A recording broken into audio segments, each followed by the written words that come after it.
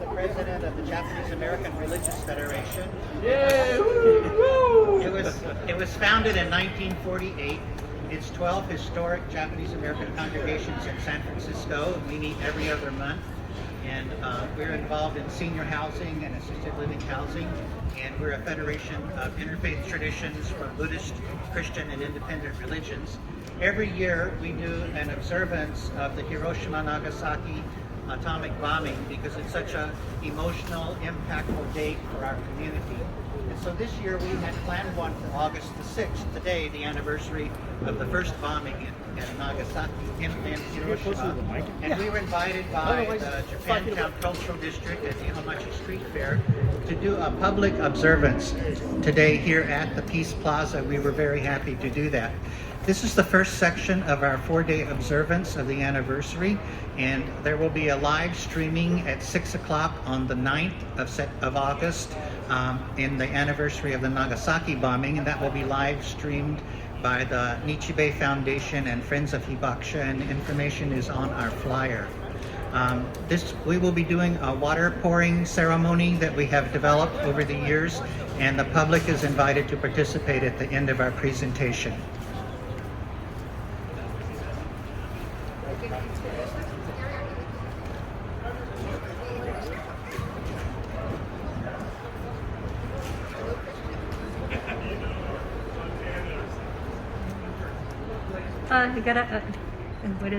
Good morning still, everyone. I'm with the Konko Church of San Francisco, the head minister, and with me is Reverend Alan Matsui, associate minister, and we'll be doing our purification blessing.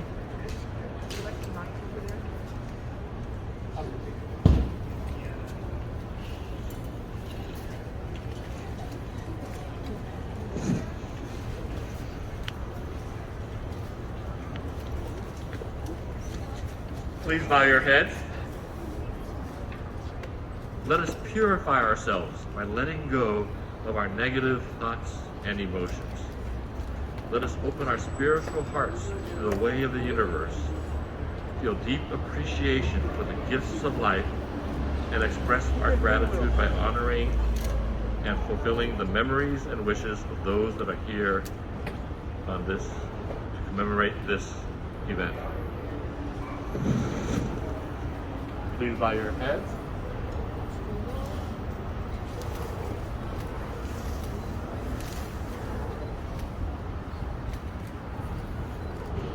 Thank you.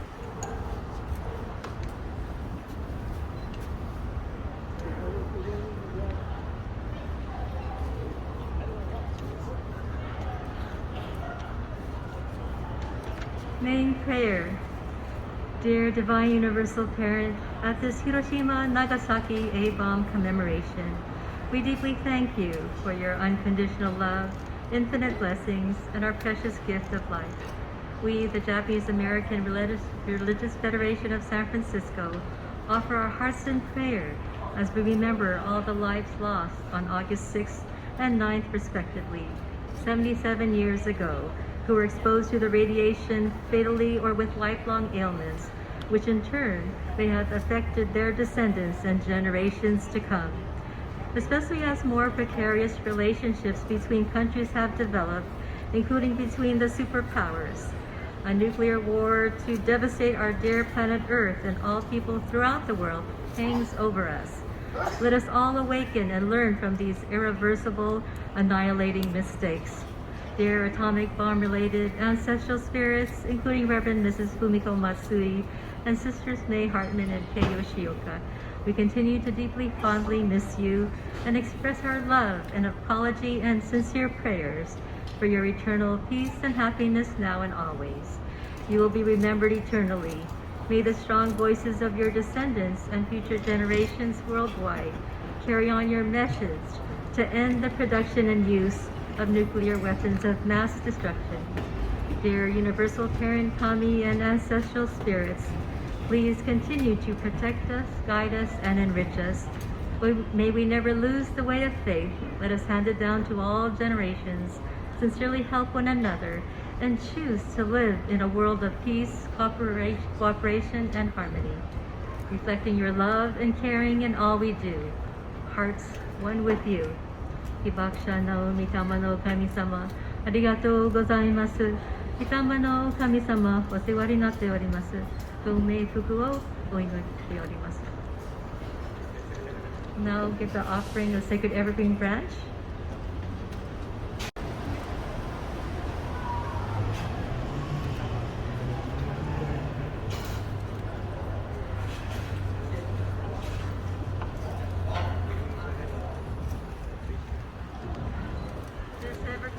Sacred Evergreen Branch represents the purity and sincerity of our hearts, and the green represents our everlasting, unwavering faith and love and prayers.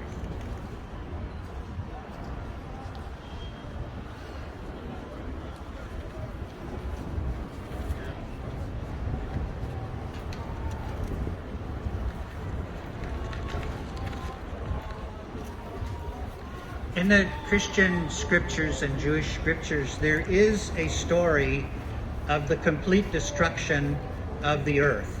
And it's the story of Noah and the flood.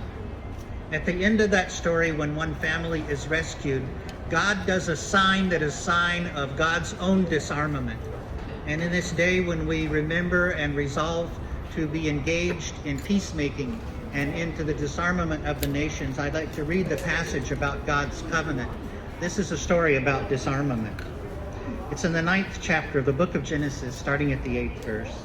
Then God said to Noah and to his sons with him, Behold, I establish my covenant with you and your descendants after you, and with every living creature that is with you, the birds, the cattle, and every beast of the earth with you, as many as came out of the ark.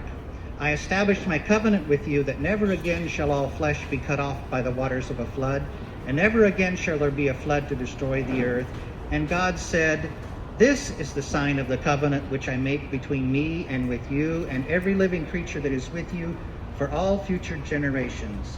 I set my bow in the cloud, and it shall be a sign of the covenant between me and the earth.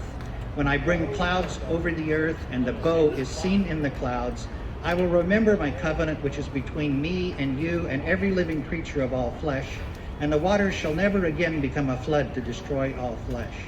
When the bow is in the clouds, I will look upon it and remember the everlasting covenant between God and every living creature of all flesh that is upon the earth. God said to Noah, This is the sign of the covenant which I've established between me and all flesh that is upon the earth. For years and years and years, I knew this story and read this story, and every time I would see a rainbow, like everyone who sees a rainbow breaking through the storm, we get a sense of uplift and a sense of blessing. In this story, what we're told is that blessing is God's armament hanging in the sky.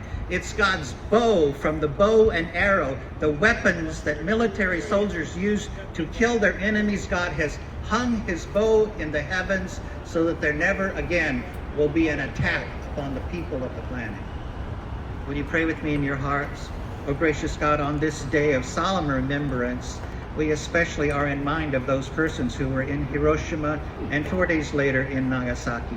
Those families who have been destroyed and affected by the impact for multiple generations, we remember this day, and we restore our own commitment to peacemaking and to disarmament of the nations. We ask, O Lord, that you bless our gathering here as a community, that we not pass through this day unmarked, but we restore our sense of hope and connection.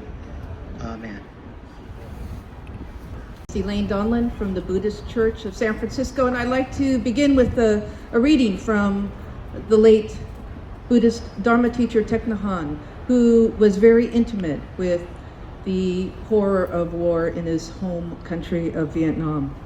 He says, "We often think of peace as the absence of war, that if powerful countries would reduce their weapon arsenals, we could have peace.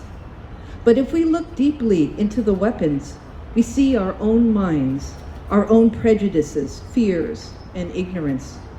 Even if we transport all the bombs to the moon, the roots of war and the roots of bombs are still there in our hearts and minds, and sooner or later we will make new bombs. To work for peace is to uproot war from ourselves and from the hearts of men and women. To prepare for war, to give millions of men and women the opportunity to practice killing day and night in their hearts, is to plant millions of seeds of violence, anger, frustration, and fear that will be passed on for generations to come.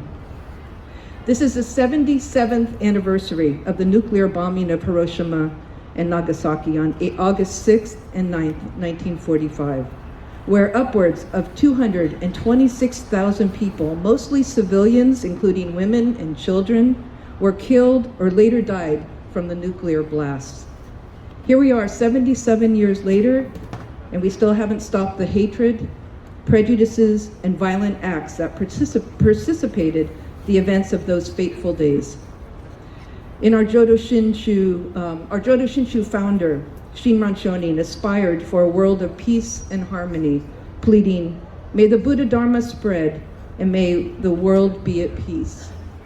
And still today, in 2022, we, along with survivors of those horrific bombings, aspire for a world of peace and harmony. May the experiences and memories of those who survived that day be the words of wisdom to the whole world as they implore all of humanity to live in peace and harmony. May peace prevail. Namo Amida Butsu. Namo Amida Butsu. Namo Amida Butsu. Namanda. Namanda.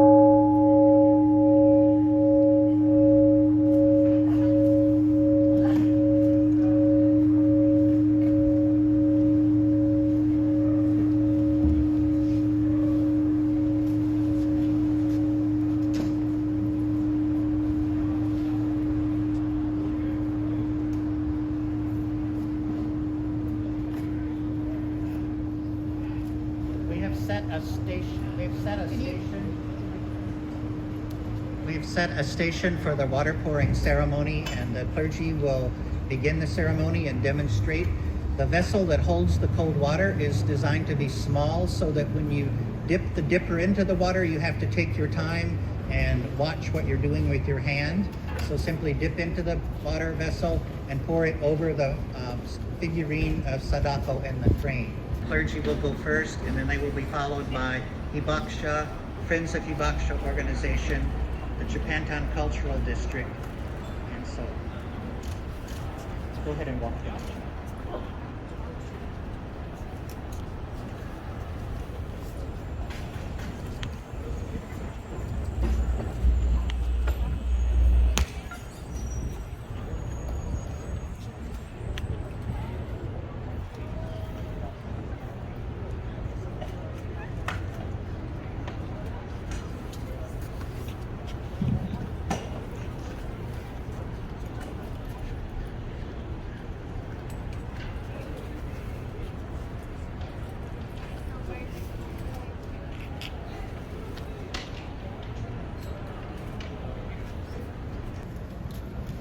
Jack Dairiki is one of the survivors of the atomic bombing.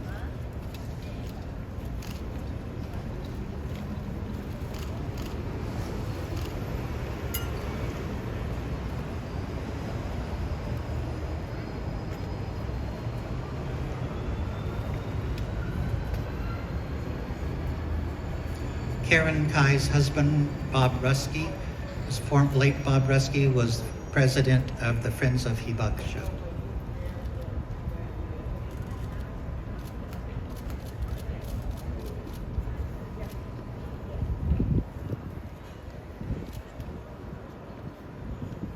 Jerry Honda is an officer of the organization, the Friends of Hibakusha.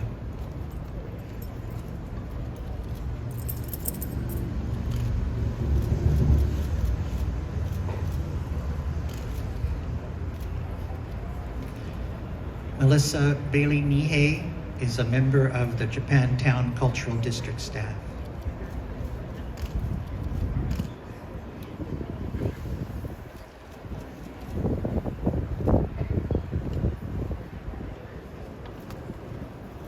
Jeffrey Matsuoka is the president of the Japanese American Religious Federation Housing Project for Jones Hinode Tower, Nihonmachi Terrace, and Kopuro Assisted Living Facility.